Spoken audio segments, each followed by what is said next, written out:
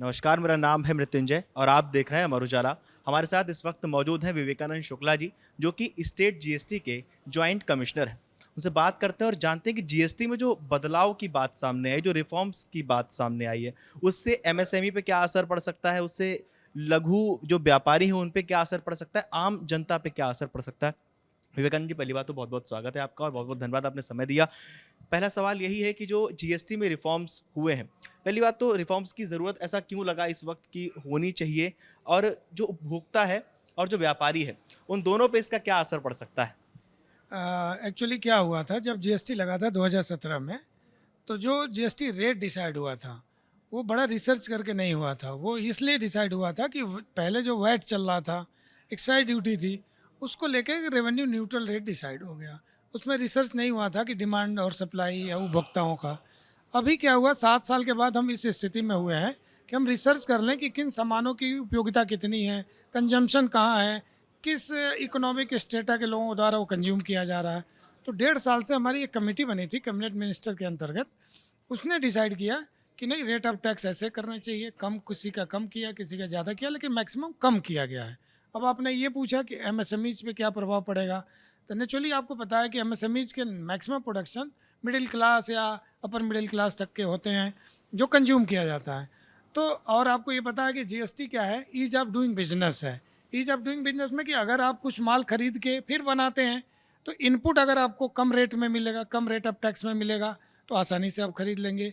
और अगर outward supply का टैक्स कम होगा, तो नेचुरली उपभोक्ता ज़्यादा खरीदेंगे, आप वॉल्यूम बढ़ा सकते हैं।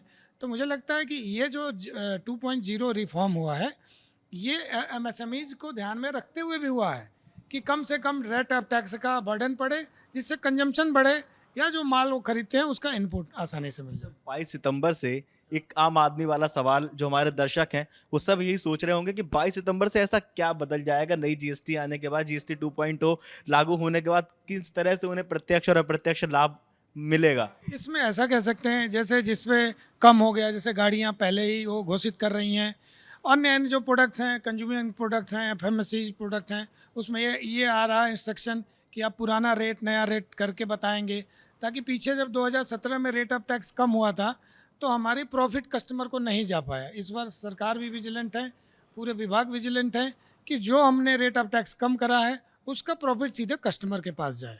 ये ज़रूर जाएगा 22 सितंबर के बाद से।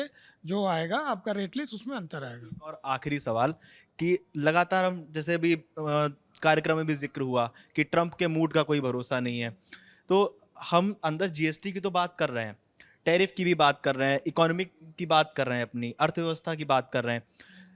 इस जो नया जीएसटी आया है उसमें हमने जो सॉफ्ट ड्रिंक्स हैं, उन पे जीएसटी बढ़ा दिया है। बहुत सारी चीज़ें ऐसी जो हम आयात करते हैं, उस पे हमने जीएसटी बढ़ाया है। तो क्या एक तरह का एक काउंटर समझा जाए या उसका कंजप्शन किस तरह से उसे देखा जाए? और अगर टैरिफ लगता है, टैरिफ बढ़ता लग भी चुका है, उसका असर ज़्यादा दिखता है, तो जीएसटी पे भी क्या उसका असर पड़ सकता है या आम आदमी को किस तरह से प्रभावित कर सकता है?